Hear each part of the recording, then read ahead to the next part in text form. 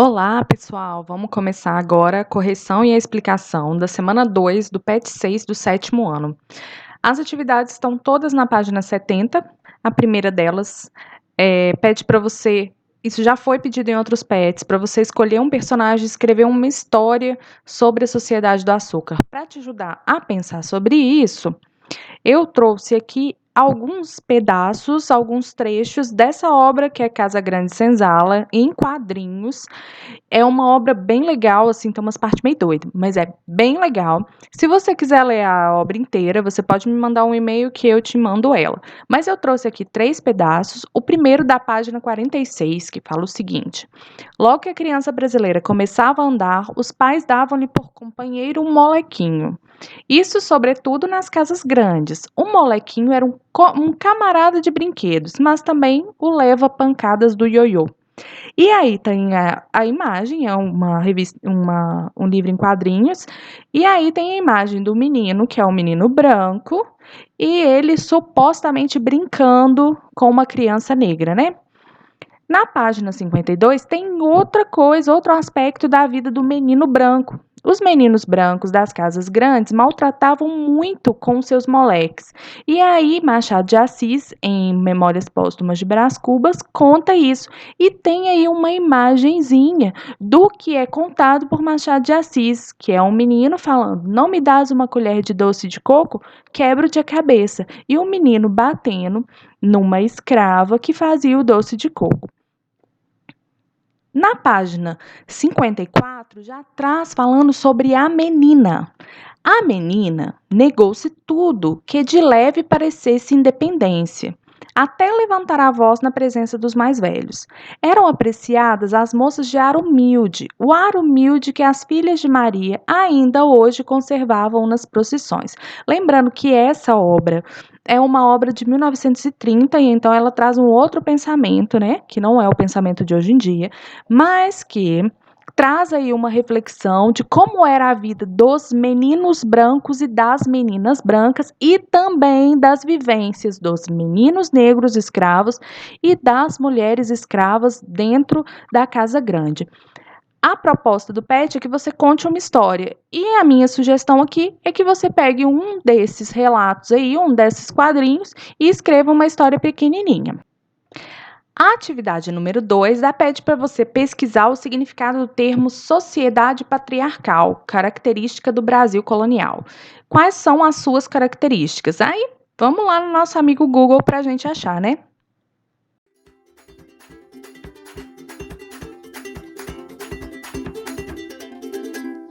Bom, mas apesar do Google trazer a resposta bonita, a gente não pode parar e não refletir sobre isso, que é um tema bem importante.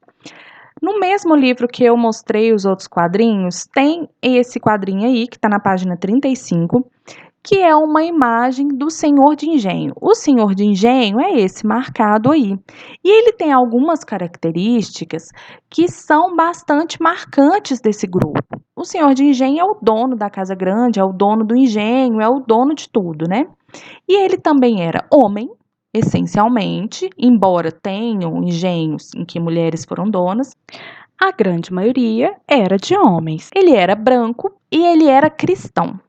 Ou seja, impunha-se e considerava-se que o homem branco cristão era superior, já que ele mandava, como é dito aí, na vida e na morte de todos aqueles que estavam no engenho.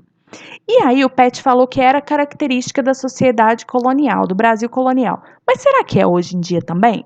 Vamos pensar. Será que essa característica estão nos homens ou naqueles que governam hoje? Vamos ver. Se a gente olha o executivo nacional, a gente acha essas mesmas características: homem, branco, cristão. Se a gente pega o executivo estadual, a gente acha a mesma coisa: homem, branco, cristão. Se a gente olha o Congresso Nacional, aí que fica mais claro ainda. Essa daí, ó, são gráficos mostrando as pessoas eleitas no ano de 2018, que foram as últimas eleições, né? No Senado foram eleitos apenas 7 mulheres. Na Câmara, apenas 77, sendo que são 513 cadeiras. Nem precisa de tanta gente, né? Nas assembleias estaduais, de 1.059 eleitos, só 161 são mulheres, sendo que as mulheres são maioria na sociedade. Depois, se a gente olha os mesmos eleitos em questão de raça, a gente vai perceber que em 2018 foram eleitos apenas um indígena, 65 eleitos que se consideram como pretos e 379 que se consideram como pardos. A grande maioria é de brancos. Então a gente percebe que essa sociedade que está desde o período colonial, esse pensamento patriarcal ele se mantém ainda. Como quebrar esse pensamento? É entender que as meninas e as mulheres também podem chegar nos postos de comando e que elas também podem ter atitudes, ações e carreiras que coloquem elas como destaque. Por fim, então, como que fica a resposta? A resposta fica assim: patriarcado é um sistema social em que homens mantêm o poder primário e predominam em funções de liderança política, autoridade moral, privilégio social e controle das propriedades. No domínio da família, o homem mantém a autoridade sobre as mulheres e crianças. A última atividade, atividade 3, pergunta a mesma coisa, já foi perguntado 460 mil vezes, mas não tem problema, vamos falar de novo. Quais são os motivos, os prováveis motivos da substituição da escravidão indígena pela escravidão africana? Bom, olhando mais uma vez, por que escravos negros, né? Olhando mais uma vez as rotas de tráfico, a gente vai perceber que essas rotas cruzam o Atlântico e elas ligam as colônias portuguesas. Como? Ele era extremamente lucrativo porque os escravos eram pegos na África, não eram comprados, então não havia um custo além da travessia. E esse comércio integrava o Império Português. Como? No Brasil era produzida a cana-de-açúcar. A cana-de-açúcar dava origem a alguns subprodutos, como a cachaça, que eram trocados na África por escravos. Esses escravos voltavam ao Brasil e aqui produziam mais cana, mais açúcar, mais subprodutos.